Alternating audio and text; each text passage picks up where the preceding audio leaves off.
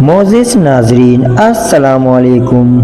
یہ واقعہ ہے ایک وفادار کتا کا۔ کیرتر پہاڑی 200 کلومیٹر کی ایک پٹی کی صورت میں سندھ اور بلوچستان کے درمیان ایک قدرتی سرحد ہے۔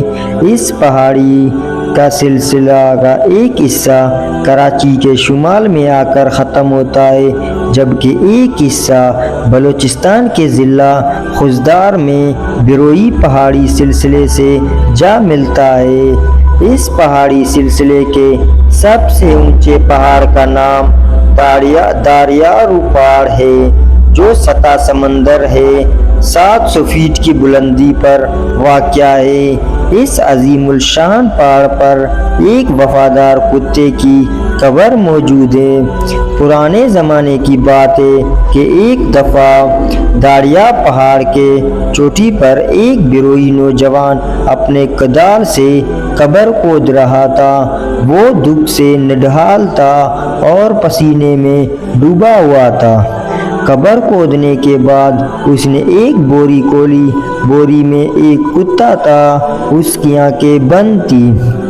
اس کے جسم میں زندگی کی کوئی علامت نہ تھی۔ وہ بیچارہ اب اس جہاں میں نہیں رہا تھا۔ نوجوان نے اس کتے کو قبر میں لٹا دیا اور اس کے اوپر پتھر رکھنے لگا۔ اس دن ہلکی ہلکی بارش ہو رہی تھی۔ بروئی نوجوان نے اپنے وفادار کتے کی قبر پر آخر پتھر رکھا۔ کچھ دیر بعد وہ اٹھا اور داڑیں مار مار کر رونے لگا۔ صرف وادیاں اور پہاڑی اس کی آواز سن سکے۔ اس نے پورا دن وہاں گزارا اور شام کو روتا ہوا اپنے گھر چلا گیا۔ گھر میں بھی اس کو سکون و قرار نہ مل سکا۔ اسے اپنے وفادار کتے کے ساتھ گزارے ہوئے دن بہت یاد آنے لگے۔ داریا پہاڑ نیچے یہ بروئی نوجوان ایک پہاڑی گاؤں میں رہتا تھا۔ ایک دن اس نے ایک چھوٹی سی کتے کو پہاڑ میں بھٹکتے ہوئے دیکھ لیا۔ یہ چھوٹا سا کتا بہت ہی خوبصورت تھا۔ نوجوان نے اسے پکڑ لیا اور جھوپڑی میں لے آیا۔ نوجوان اس کا بہت خیال رکھنے لگا۔ کتا جوان ہو گیا۔ وقت گزرنے کے ساتھ بروئی نوجوان اور کتے کا پیار بڑھنے لگا۔ وہ دن رات مالک کے ساتھ رہتا تھا۔ پوری وادی میں ان کے پیار و محبت کے چرچے ہونے لگے۔ گاؤں میں ایک دکان تھی جہاں ضرورت کا سامان مل جاتا تھا۔ نوجوان اس دکان سے گھر کے لیے سودا سلف لینے کتے کے ساتھ اس کی دکان پر اکثر جایا کرتا تھا۔ ایک سال خدا کا کرنا ایسا ہوا کہ بارش نہ ہوئی۔ ظاہر ہے کہ بارش نہ ہونے کے باعث فصل نہ ہو سکی۔ نوجوان نے دکان کے دار سے کہا کہ ایک سال تک اسے ادھار سامان دیا جائے۔ کچھ سوچ کر دکاندار نے کہا وہ اپنا کتا قرض کے ادائی تک یہاں ضمانت کے طور پر چھوڑ جائے۔ غریب اور مجبور نوجوان کو ایسا ہی کرنا پڑا۔ اپنے کتے سے جدا ہونے کا اسے بہت افسوس تھا۔ وہ زمین پر بیٹھ گیا۔ اس نے کتے کی کان میں کہا اپنے مالک سے وفادار رہنا، جب تک میں قرض ادا نہ کروں واپس ہرگز نہ آنا۔ معصوم جانور کی آنکھوں میں بھی آنسو آ گئے۔ وہ اپنے مالک کا دکھ شدت سے محسوس کر رہا تھا اور اپنے آپ کو نئی مالک کے ساتھ عارضی طور پر رہنے کو تیار کر رہا تھا۔ نوجوان اپنے وفادار کتے کو دکاندار کے حوالے کر کے اپنے گاؤں چلا گیا۔ دکاندار نے کتے کے گلے میں زنجیر ڈالی اور اسے اپنے گھر لے آیا۔ بیچارے کتے نے پہلے تو کبھی زنجیریں دیکھے ہی نہیں تھے۔ اسے عجیب سا لگ رہا تھا، پھر بھی اسے اپنے نئے مالک کے ساتھ وفادار کرنی ہی تھی۔ دن گزرتے گئے۔ بروئی نوجوان نے اپنے کھیتوں کو بڑی محنت سے تیار کیا۔ اسے انتظار تھا کہ بارش ہو اور فصل اچھی ہو جائیں تاکہ وہ قرض اتار کر اپنے کتے کو واپس گھر لے آئیں۔ ایک رات دکاندار کے گھر میں چور گھس آئے चोर दुकानदार की पूरी नकदी जेवरात और दूसरा कीमती सामान चुरा कर ले गए। कुत्ता जंजीरें में बांधा हुआ था, लहाजन मजबूर था। वो जोर जोर से भौंकने लगा। दुकानदार जाग उठा। उसे महसूस हुआ कि कुछ गड़बड़ हुई। उसने फौरन कुत्ते को जंजीर से आज़ाद कर दिया। कुत्ता चोरों के पीछे पीछे दौड़ चोर गांव के बाहर नदी के किनारे पहुंच गए थे। कुत्ते ने उनको घेर लिया। दुकानदार भी पीछे पीछे चला आया। उसके साथ ही गांव के बहुत सारे लोग भी लाठियां और कुल्हाड़ियां लेकर वहां आ गए।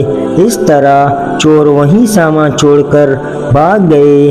दुकानदार कुत्ते के इस कारनामे पर बेहद खुश हुआ और कुत्ते को आज़ाद करने और अपने असल मालिक के पास वापस भेजने का इरादा कर लिया। तुम्हारे वफादार कुत्ते ने मुझे बेहद खुश कर दिया। उसने मेरी कीमती चीज़ें, नकदी और साजो सामान चोरी होने से बचा लिया है। मेरे ख्याल में तुम्हारे कुत्ते ने तुम्हारा कर्ज चुका दिया। अब तुम मेरे कर्जदार नहीं हो। तुम्हारे कुत्तों को आज़ाद करके तुम्हारे पास वापस भेज रहा हूँ। दूसरे दिन दुकानदार ने कुत्ते के गले में ये पर्ची डाली और जंजीर खोलकर कुत्ते को अपने पुराने मालिक के घर जाने का हुक्म दे दिया। कुत्ते ने खुशी खुशी अपने पुराने मालिक के घर तरफ दौड़ना शुरू किया। वो पहाड़ी रुकावटों को फैलाता हुआ आगे बढ़ रहा था। अचानक उसकी नज़र अपने पुराने बिरोई मालिक पर पड़ी। अब के बार खूबी तो हुई, फसल भी अच्छी हुई। बिरोई नौजवान ने अनाज बेचकर कर्ज के पैसे देने का इंतज़ाम कर लिया था। वो दुकानदार की तरफ ही आ रहा था। दोनों का आमना सामना हुआ। कुत्ता खुशी से दुम हिलाने लगा, लेकिन दोनों की जज्बात वाहिसात थी, एक दूसरे से बहुत मुख्तलिफ थे। एक बेहद खुश था तो दूसरा उसके बरहक दुख और गुस्से में था। कुत्ते ने सोचा कि इसका पुराना मालिक इसकी बहादुरी पर बहुत खुश होगा और उसे प्यार करेगा, जबकि बिरोई नौजवान समझ रहा था कि ये दुकानदार के यहाँ से भाग आया है और इसके लिए शर्मिंदगी और जिल्लत का बाइस बना है। बेशरम कुत्ते, तुमने मेरी बेइज्जती करा दी। तुम नालायक और नेमकराम हो। कुत्ता बेचारा अपने मालिक के पीछे पीछे दौड़ने लगा, लेकिन मालिक ने उस पर कोई तवज्जो ना दी। इतने काबिल व फ़ख्र वफादार जानवर के लिए ये सब कुछ बर्दाश्त से बाहर था। उसे यकीन हो चला कि पुराना मालिक कबूल नहीं करेगा। लहाजन वो गम की शिद्दत से वही दिलवानी रास्ते पर गिर गया और दम तोड़ दिया।